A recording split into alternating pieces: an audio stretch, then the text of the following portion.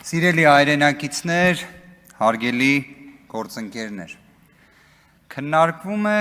ազգային ժողովի կառուցվածքի տեսանկյունից ամենաառանցքային նշանակություն ունեցող մշտական հանձնաժողովի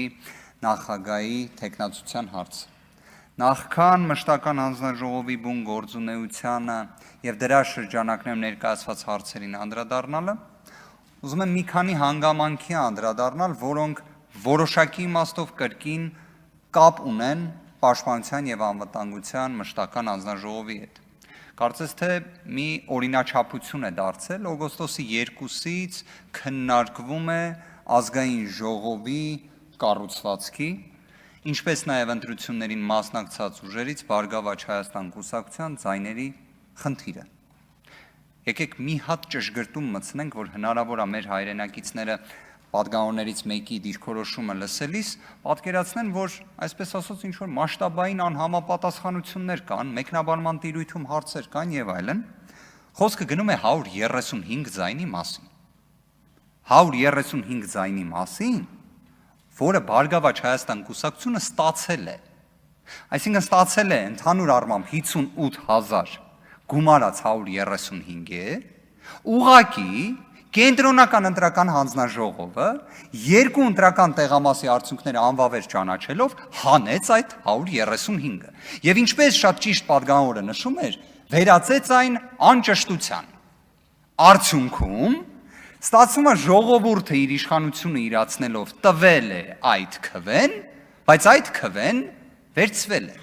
Այստեղ ինչ կարևոր ու հետաքրքիր հարցեր կա։ Ընտրատարածքային ընտրական հանձնաժողովը այդ երկու ընտրական տեղամասերում քննարկել է հանրության կողմից ներկայացված բողոքները, լսել է օրինակ պատգամավոր Վահագն Ալեքսանյանի մտահոգությունը եւ գտել է, որ այդ ընտրատեղամասերում պետք է արդյունքները անվավեր չճանաչվեն։ Եվ արդյունքում Բարգավաճ Հայաստան կուսակցությունը վերածվում էր Բարգավաճ Հայաստան խմբակցության։ Բայց ինչա տեղի ունենում։ Վահագն Հովակիմյանը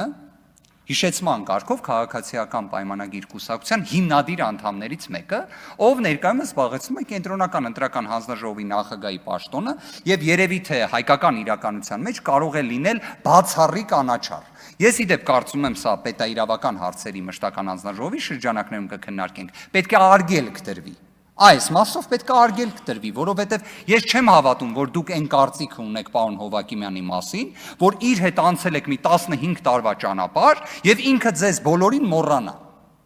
Դա մարդկայնորեն էլ այդքան ճիշտ չի, չէ՞։ Հիմա ինչ է անում պարոն Հովակիմյանը։ Պարոն Հովակիմյանը ասում է, չէ, պետք է անվավեր ճանաչվի։ Այսինքն օրինակ պարոն Վահագն Ալեքսանյանի կարծիքը էլ չի կիսում։ Ասում է պետք է անվավեր ճանաչվի եւ դա այն փուլում, երբ բոլորը հասկացել էին, որ եթե անվավեր ճանաչվի, ԲՀԿ խմբակցություն չի լինի, որ ԲՀԿ խմբակցություն չի լինում, ինչա լինում։ Քաղաքացիական պայմանագիր խմբակցությունը ունենում է մանդատների այնպիսի կշիռ, որը բավարար է լինում 3/5-ը ունենալու։ Հիմա այստեղ էլ եկեք, քանի որ պարոն Գաբրելյանն էր այս հարցին անդրադարձել, մենք իրավունքի ոլորտում, հատկապես քրեական իրավունքի, հաճախ ունենք սենց մի գործողություն։ Փորձում ենք բացահայտել շահագրգռվածությունը։ Այսինքն ով ունի շահագրգռվածություն կամ ավելի կարճ շահ, որոշ իրադարձությունների տեղի ունենալու մասով։ Կարծես թե դա քաղաքացիական պայմանագիր խմբակցությունն է, որովհետև 3/5-ը չունենալու դեպքում կարծես այդքան էլ հարմար չէր լինի։ Եթե այդպես չի, իդեպ դրա լուծումն էլ կար։ Դա մանրամասն սահմանադրական դատարանում ներկայացրել ենք, դա էլ մի այլ առիթով կքննարկենք։ Բայց հիմա դուք կմտածեք, լավ, այս պատմությունը ինչ է, ինչպես է առնչվում պաշտպանության անվտանգության մշտական հանձնաժողովի հետ։ Այս երկու ընտրական տեղամասերի արդյունքների անվավեր ճանաչելու հանգամանքը ունեցել է հիմք։ Այն վերաբերում էր զինծառայողների կողմից քվեարկությանը։ Զինծառայողների կողմից քվեարկություն, որը կազմակերպվել էր 20:00-ին հաջորդող ժամանակահատվածում։ Մի դեպքում այն տևել էր շուրջ 4 ժամ, մեկ այլ դեպքում այն տևել էր շուրջ 2 ժամ։ Արդյոք այստեղ խախտում կա, թե ոչ։ Եկեք հիմա դա դնենք մի կողմ։ Կարծում եմ դրա վերաբերյալ առնվազն հրապարակավ բազմաթիվ անգամներ անդրադարձ կատարել ենք։ Բայց ով է չակերտներում կամ առանց չակերտների մեղավորը, երբ զինծառայողները իրենց ընտրելու իրավունքը իրացնում են այդ ժամին։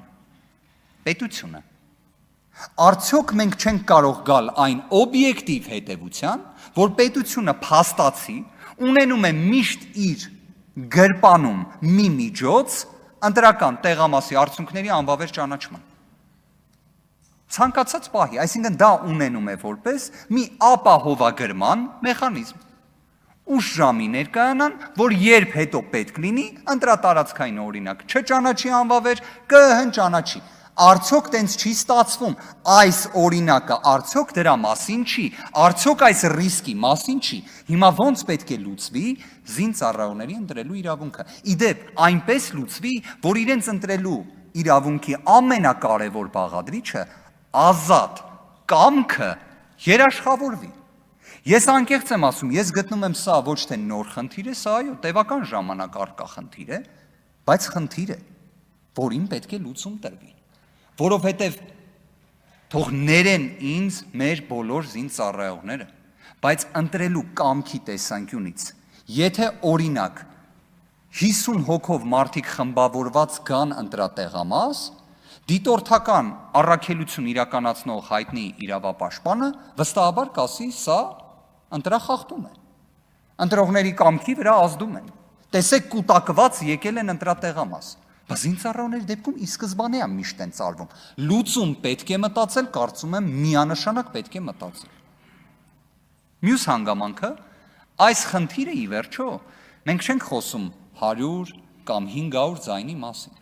Առնվազն այն տվյալը, որը ԿՀ-ի կողմից հրապարակված տվյալների տեսանկյունից ենք նայում, շուրջ 17000 քվեի մասին ենք խոսում։ Իդեպ այս մասով էլ ընտրական օրենսգիրքը վերահսկողական մեխանիզմներ չի տալիս։ Օրինակ, եթե այլ անձանց դեպքում ընտրական ռեգիստրում տվյալները հրապարակվում են, բոլորը կարող են ստուգել, արդյոք այդ անձը բնակվում է Հայաստանում, չի բնակվում, այս կատեգորիայի ընտրողների մասով կա սահմանափակում, այսպես ասած գաղտնի ցուցակների։ Սա խնդիր է ընդհանուր ընտրության հավասարության տեսանկյունից եւ այլն, կարծում եմ միանշանակ։ Կրկին իդեպ հիշեցման կարգով 135 ձայնը նշանակություն է ունեցել մի խմբակցություն լինի թե չլինի։ 135 ձայնը, այս դեպքում խոսում ենք 17000 ձայնի մասին։ Ընդհանուր առմամբ պաշտպանության եւ անվտանգության հարցերի մշտական հանձնաժողովի կոնտեքստում հիմնականում խոսվում է զինված ուժերի մասին, բայց այս մշտական հանձնաժողովը իր մեջ ներառում է թե ազգային անվտանգության ծառայության, թե նաև ներքին գործերի նախարարությանը ազգային ժողովի խորհրդարանական վերահսկողության տեսանկյունից եւ ելույթի շրջանակներում որպես հարցադրումներ, որոնց կարող է նաև նախագահի տեխնացուն անդրադարձ կատարի իր ելույթով, կարծում եմ կներկայացնեն երկուս։ Ազգային անվտանգության ծառայությունը արդյոք չպետք է իր կառուցվածքում բոլոր դեպքերում ունենար արտաքին հետախուզության ծառայությունը, թե ինքնին դրա որպես առանձին մարմին ձևավորումը, այսպես ասած ծայրահեղ անհրաժեշտություն էր։ Ի վերջո ազգային անվտանգության ծառայությունը ինստիտուցիոնալ իմաստով առավել քան ձևավորված կառույց է։ Արտաքին հետախուզության ծառայությունը, որը նոր է ստեղծվել, դե ինչպես նշեցինք, նոր է ստեղծվել։ Արդյոք այն մարտահրավերները, որոնք կան Հայաստանի Հանրապետության առջև, համաչափ են նրան, որ նշված լիազորությունը վերապահվի նոր ստեղծված մի մարմնի, որի ստեղծման անհրաժեշտությունը բավարար հստակ չէր։ Երկրորդ հանգամանքը դա ազգային անվտանգության ծառայության քննչական մարմինն էր, քննչական դեպարտամենտը։ Արդյոք ճիշտ էր այն տրոհել եւ նախատեսել քննչական կոմիտեի կառուցվածքում, թե պետք է կրկին վերադառնալ այն մոդելին, որը կար։ Իդեպ ինքս սրա վերաբերյալ միանշանակ դիրքորոշում չունեմ, բայց առնվազն գիտեմ, որ դեռևս նշվածը մասնագիտական հանրությունում քննարկվում է, եւ եթե դիտարկենք քննչական կոմիտեի հանրային ընկալելիության վստահության տեսանկյունից վերջին ժամանակաշրջանում այն քննադատությունը, որը ստանում է, ընդհանուր մինչեւ նաեւ մարդու իրավունքների պաշտպանի կողմից, կարծում եմ սա եւս մի հանգամանք է, որը խոսում է, որ միգուցե քննչական կոմիտեն իր կառուցվածքի լիազորությունների տեսանկյունից մի ինչ-որ սխալ ուղղությամբ է գնում։ Բայց սա արդեն պետաիրավական հարցերի մշտական հանձնաժողովի շրջանակներում կքննարկվի եւ ներքին գործերի նախարարության կամ հենց ոստիկանության լիազորությունների տեսանկյունից առնվազն կարծում եմ հանձնաժողովը եւ հանձնաժողովի անդամները պետք է գնահատեն հասարակական կարգի հանրային, այսպես ասած, առողջության տեսանկյունից իրավիճակը որը կատարվում է եւ տեղի ունենում Հայաստանում, հատկապես Երևան քաղաքում։ Շնորհակալ եմ։ Շնորհակալություն։